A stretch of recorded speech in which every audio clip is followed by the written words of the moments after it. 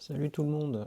Aujourd'hui je vais faire une vidéo donc complémentaire, ma vidéo 26 qui concernait la review de mon nouveau multimètre, hein, donc le Brailleman BM2257 que j'avais acheté donc en édition bleue EEV Blog, donc du forum sur lequel je suis inscrit depuis un petit moment maintenant. Et donc dans la review je montrais qu'il y avait un décalage de mesure entre les deux et aussi entre mon alimentation qui n'est pas sur le champ de la caméra. Et en fait, donc j'avais posté l'information sur le forum pour savoir un petit peu si j'étais tout seul à avoir ce problème ou si c'était quelque chose qui était plus général.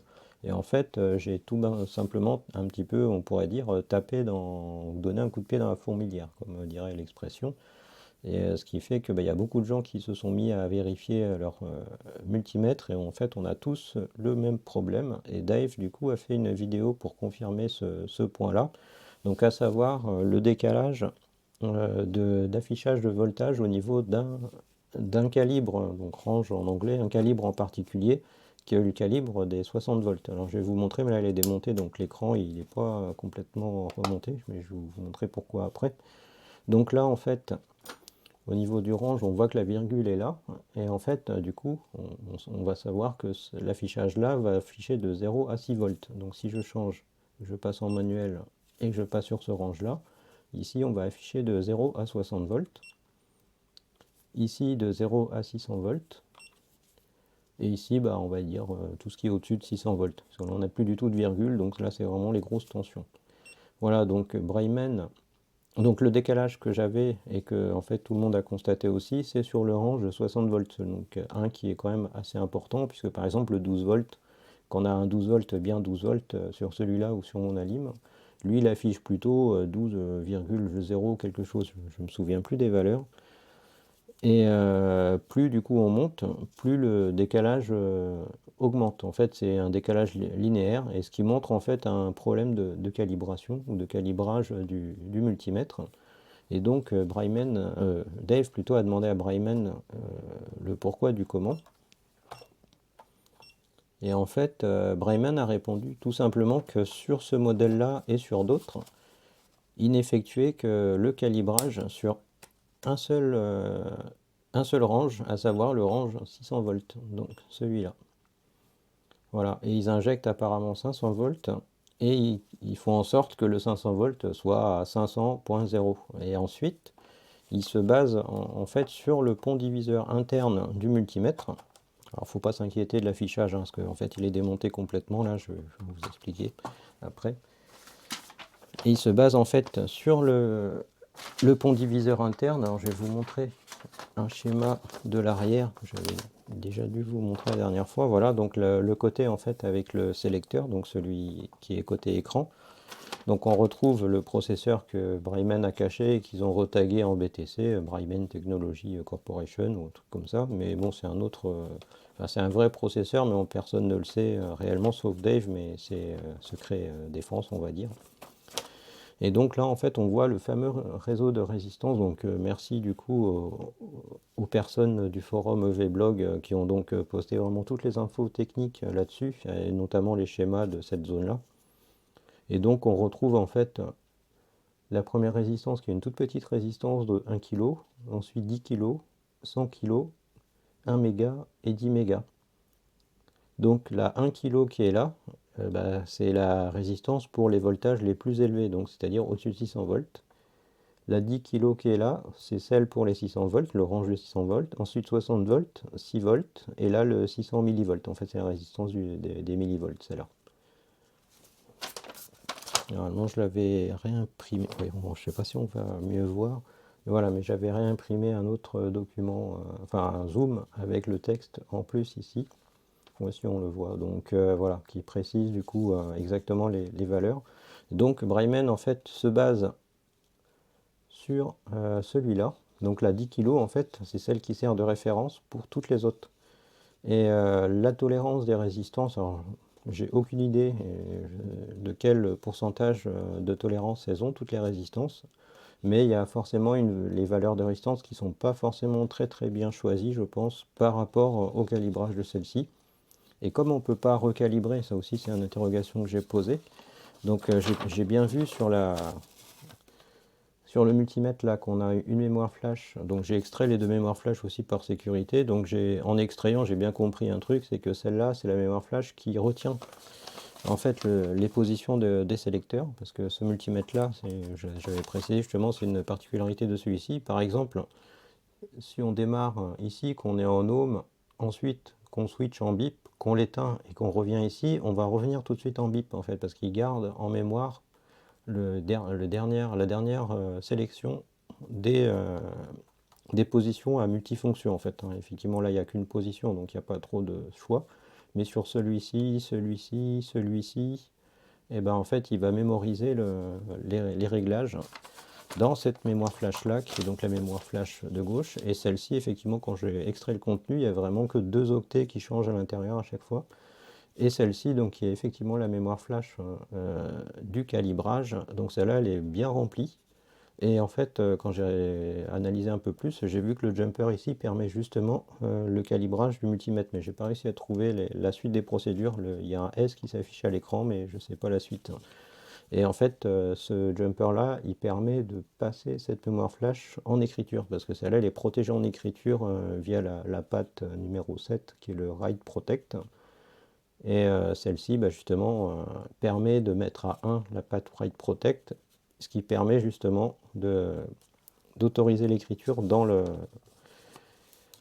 mémoire flash. Voilà, donc la petite parenthèse concernant le calibrage. Et Dave avait comme hypothèse sur ce processeur-là le fait que c'est probable qu'ils aient choisi un processeur qui soit un peu limite au niveau de sa mémoire flash du programme et qui empêche du coup d'avoir tous les menus pour calibrer vraiment de manière précise chaque range individuellement, comme c'est le cas pour les vrais multimètres habituels comme ceux-là, ou comme d'autres marques qu'on peut retrouver, ou des modèles au-dessus, comme le 869 qui est connu, un gros multimètre, et qui est aussi très bien de leur marque. Voilà, donc du coup, bah, je me suis dit, je vais m'atteler, parce que comme je compte l'utiliser quand même assez souvent, et voilà, je vais m'atteler à voir comment modifier tout ça, et c'est ça que je vais vous présenter en essayant de ne pas faire trop long quand même cette fois-ci, ce que j'ai fait. Donc du coup, comme on ne peut pas toucher à la programmation, ni à la mémoire flash, ni au calibrage, le seul moyen qui reste à changer, bah, c'est les résistances. Donc qu'est-ce que j'ai fait en premier? J'ai dessoudé donc les deux résistances, elles sont là. Voilà, donc les deux. Et puis en fait, bah, j'ai tout simplement cherché des valeurs qui me permettent d'être calé au niveau des voltages. Donc pour cela, j'ai pu avoir cette boîte à décade, donc une RS200 qui est donc calibrée de IET. Et celle-là, elle est donnée pour 1% de tolérance. Voilà, c'est ça. Elle est donnée pour 1% de tolérance. Donc du coup, ça m'a donné déjà un ordre d'idée des valeurs que je dois obtenir ou que je devais obtenir pour récupérer des informations correctes. Et j'ai acheté du coup, donc ça tombe bien parce que j'avais pas de résistance, beaucoup de résistance en CMS. Donc j'ai acheté un bouquin enfin, je sais plus comment ça s'appelle, mais c'est un bouquin de résistance sur mousseur japonais, donc de composants à 0,1% de résistance, pas de composants, mais de résistance. Donc voilà, ça me fait toujours plaisir de voir ça. Et quand je vois que c'est écrit en japonais partout, moi ça me fait. Moi je suis content quand je vois ça, je vais dire enfin quelque chose construit directement chez eux. Et voilà, donc là ça doit être un certificat. Et en fait c'est pas mal du tout, alors ça coûte assez cher ce truc là. C'est le RG, voilà la référence, elle est là. Ça coûte assez cher, mais j'avais pas de résistance, donc du coup bah, ça me permet, enfin pas de résistance en CMS, j'en avais pas beaucoup, donc là ça me permet d'avoir quelque chose qui est bien rangé et propre, et en plus qui est officiel et ultra précis. Et voilà, donc en fait on retrouve à l'intérieur tout un paquet de résistances. Donc j'ai 93 valeurs, en fait c'est la série E24, j'ai regardé, donc j'ai 93 valeurs de dispo, donc voilà, c'est présenté. On va dire comme un espèce d'album photo, on va dire. Et donc voilà, donc j'ai utilisé cet album-là pour caler mes résistances, après avoir déjà trouvé en gros avec la boîte à décade ici. Voilà, donc je vais vous présenter rapidement la procédure que j'ai appliquée, parce que c'était long tout ça à faire. Donc évidemment, il faut démonter le multimètre. Hop, donc bon, cette partie-là, ça va. Donc j'ai laissé les piles, hein, du coup j'ai bossé qu'avec les piles. Donc ensuite j'ai dévissé toutes les vis ici et je me suis aperçu qu'il n'y a pas besoin de sortir cette garde-là. Donc ça c'est bien fait pour cette conception. Donc en fait le trou qui est là, c'est pour accéder à la vis qui est en dessous. Donc en fait du coup une fois que c'est enlevé, ben, en fait on peut retirer la platine comme ça et on accède du coup à l'afficheur et au sélecteur qui servent pas. Et puis là, bah, vous allez pouvoir voir en fait le nouveau réseau de résistance que j'ai mis en place. Voilà. Alors il est très compliqué et puis je me suis aussi du coup, enfin j'en ai profité pour changer le range des 6 volts et des 60 volts. Parce que le 6 volts était légèrement décalé. Et puis bah, je me suis dit tant qu'à faire, puisque je suis sur le 60, je vais aussi faire le 6. Donc en fait le range des 6 volts et des 60 volts, hein, pour vous remontrer sur mon petit papier. Donc les 60 volts c'est la 100K et les 6 volts c'est la 1 méga. Donc en réalité moi j'ai trouvé 1 méga 1 ici et un peu plus de 100K ici. Mais j'ai pas assez de précision au niveau de mes appareils pour aller plus loin, donc j'ai dû y aller un peu à tâtons pour trouver des valeurs. Et donc bah, je suis arrivé, alors, je ne sais pas si on voit bien le voir, mais à ce réseau-là. Alors sur la 100K j'ai réussi avec 3 résistances en série à tomber vraiment pile comme il faut. Et sur la 1 méga, bah, là j'ai dû malheureusement mettre 4 résistances qu'avec 3 j'arrivais pas à tomber pile comme je voulais, donc j'en ai mis 4. Et là je suis vraiment, bah, vous allez voir, hein, on va refaire un petit test avec lui à côté. Donc sur la 100 kg, j'ai donc une de 100 kg, j'ai une de 430 ohms et 470 ohms. Voilà, donc ça me fait la bonne valeur totale pour mon multimètre. Et sur la 1 méga, donc, qui est donc effectivement une de 1 méga 1, donc j'ai 1 méga 1, j'ai ensuite 9100, et ensuite j'ai 470, et ensuite j'ai 180. Voilà, donc c'est les valeurs que j'ai moi pour le mien. Trouver les valeurs, donc j'ai enlevé donc la résistance d'origine, et j'ai soudé un fil comme ça, donc pour montrer, pour voir ce que j'ai fait éventuellement aux gens qui souhaiteraient le faire, hein. C'était quand même assez... un peu embêtant à faire, on va dire, voilà, pour rester poli. Donc là, j'ai trouvé un trou ici qui ne sert pas. Donc en fait, j'ai passé mon petit câble. Alors, c'est le câble d'habitude, hein, enfin, que j'utilise moi. C'est des câbles de vieux câbles informatiques de vieux disques durs en IDE. C'est pour ceux qui ça parle en 80 broches. Donc c'est rigide et très fin. Donc c'est très très bien pour l'usage que j'en avais là. Donc je suis passé dans le trou là. Et après, bah, j'ai soudé sur la position que j'avais besoin. Donc, parce qu'en fait, même j'ai laissé les résistances, j'avais dessoudé et j'utilisais l'orange qu'en manuel. Donc en fait, j'ai fait vraiment tour par tour. Ça n'a pas fait planter ou cramer ou quoi que ce soit. Et en fait, je me suis aperçu donc en faisant ça que je pouvais aussi, et c'est pour ça que je vous montre ça, je peux ensuite passer en fait dans la fente qui est là. Donc c'est vraiment de l'optimisation, on va dire, de passage pour récupérer le câble à l'extérieur et pour ensuite pincer sur la boîte ici et récupérer une valeur, voilà, comme ça. Donc comme ça j'avais le fil qui était là et j'avais la résistance qui était ici et puis je bougeais en fait la valeur ici pour trouver en fait le bon calage pour le mien. Voilà pour la procédure. Et puis je précise aussi parce qu'il y a quelque chose qui m'a énervé tout au long des manips et j'ai fini par l'enlever, c'est les deux ressorts qui sont là et qui permettent en fait d'alimenter le rétroéclairage orange de l'écran. Donc comme je n'ai vraiment pas besoin du rétroéclairage, je les ai juste retirés comme ça. Et j'ai tout regroupé dans une boîte, voilà, les vis et les ressorts. Voilà, toujours les petites boîtes de rangement. Donc je vais vous montrer rapidement du coup maintenant les tests. Et du coup bah, les tests, en fait je les ai fait sans revisser pour éviter de faire travailler à chaque fois les pas de vis, vu que ça reste du plastique, voilà, on ne peut pas dévisser, revisser sans arrêt, sinon ça va finir par casser ou par prendre du jeu. Donc en fait à chaque fois je tenais, voilà, là je vous remontre exactement comment je fais, sauf que j'avais en plus le fil qui dépassait avec la boîte. Voilà, donc là je le démarre, c'est pour ça qu'il manque régulièrement des pixels, parce que bah, forcément la liaison avec le petit caoutchouc est pas bien faite, mais c'est pas grave, hein, le but c'est d'avoir juste les chiffres. Donc je vais allumer les deux. Et j'ai oublié quelque chose avant de remonter, c'est que je mettais toujours les bananes. Je me suis aperçu qu'en fait les bananes permettaient de verrouiller la carte un petit peu là. Comme il n'y a pas les vis, bah, en fait les bananes elles tiennent la carte là, on ne peut plus la relever.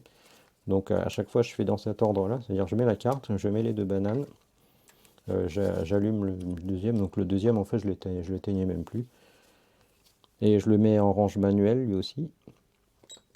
Voilà, donc on va rester par exemple sur le range des 6 volts. Voilà, et puis donc, voilà, donc là je suis en auto, donc je vais appuyer une fois dessus pour qu'il passe en manuel. Voilà, donc là je suis, vu que les deux c'est exactement les deux mêmes multimètres au niveau des nombres de points, et ben j'ai allumé mon alim, donc on va commencer par 1 volt, et je l'allume, voilà. Donc là qu'est-ce qu'on peut voir? Et ben on peut voir que là on est vraiment pas mal au niveau des valeurs, donc en fait j'augmentais comme ça petit à petit. Voilà, donc j'essaye à des valeurs voilà, qui sont proches, donc 3,3 par exemple. Voilà, et puis en fait on peut remarquer aussi une chose, hein, c'est que le Brailleman est beaucoup plus rapide à se stabiliser que lui, même si c'est pas flagrant, mais il y a des fois on le voit. Donc après je suis passé à 4 volts 25, puisque c'est une valeur qui est quand même que j'utilise pas mal, vu que c'est les batteries au lithium, et on voit que là on est vraiment dans les clous. Et puis le 5 volts, hein, l'éternel 5 volts pour tous les composants. Donc là c'est pareil, on est très bien aussi. Et après je suis monté à 6. Voilà, donc on est pareil, à peu près pareil. Et donc bah, je suis monté jusqu'à 6,5 pour ne pas changer de calibre. Et là, bon voilà, donc là on est vraiment bien sur ce calibre. Donc je ne vais pas faire mieux, hein. C'est vraiment, c'était très long déjà à trouver des valeurs et là je trouve que c'est vraiment très très bien comme ça. Donc après je change le range ici et ici. Voilà, donc déjà on voit qu'ils sont déjà synchro sur les deux. Et ce que je faisais, que je vais vous remontrer, c'est que je redescendais le voltage. Donc par exemple je mets 0,2. Voilà, donc on a bien pour l'instant la même chose. Alors l'affichage, lui, il supprime les zéros inutiles et pour lui, mais ça c'est pas rien de grave. 0,5. Voilà, donc on est toujours bien. On refait un volt 5. Ah ben, j'ai raté. 1,5. Voilà, donc on est bien. Continuons donc 3 volts 3 par exemple. Voilà, j'essaye 4,25. Voilà, on est vraiment bien calé, hein. Donc on peut le voir. 5 volts, donc 6 volts 5, la fameuse. Voilà. Après 6,6, donc c'est là où les multimètres basculent.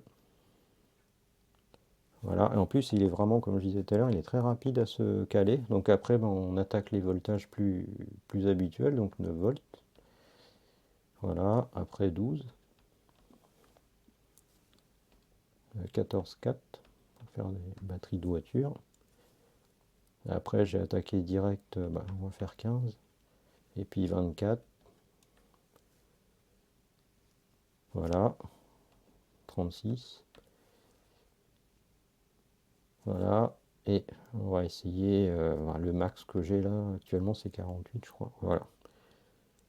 Donc là, j'ai rien à dire, les deux multimètres sont complètement dans les clous, hein. Et même dans les très bas voltages, hein, parce que dans ce calibre-là, donc 0 à 60 volts, donc on perd une virgule, mais on a quand même les précisions. Donc si je descends encore la lime, si je mets 0,05 à mon alim, donc mon alim m'affiche 0,048 là, et là j'ai 0,04. Donc je vais essayer de descendre encore. Voilà, là je suis à 0,03. Voilà, 0. Et j'ai 0,27 0,027 à mon écran d'alimentation et là il m'affiche 0,02. Donc si je repasse en auto ici. Voilà, donc là il passe en mode millivolt et lui, bah, du coup comme le millivolt il est séparé, ce qui est intelligent, là ce qui est bête, du coup là on est bien à peu près à ce qu'on affiche là, sachant que mon alim a fait 27-28 à l'écran, donc elle clignote entre les deux. Donc je vais regarder sur millivolt par curiosité. Bah, je devais y être en plus. Ah oui. Donc voilà, donc on a bien 28 aussi dessus. Voilà, donc après si je mets un volt 5 en auto du coup, donc je fais en auto celui-là aussi. Voilà, donc enfin moi là je suis satisfait des valeurs que j'obtiens du multimètre. Voilà, 3,3 et si je remets 5 pour terminer. Voilà, donc c'est vraiment bien là.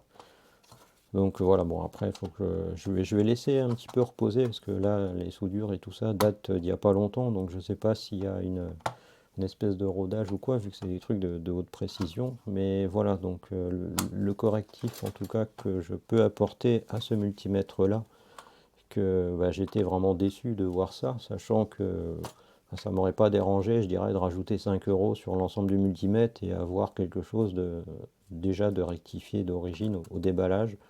Mais là, bon, pour des broutilles, je pense que Braillman, ils ont fait, voilà, ils ont été un peu à l'économie là.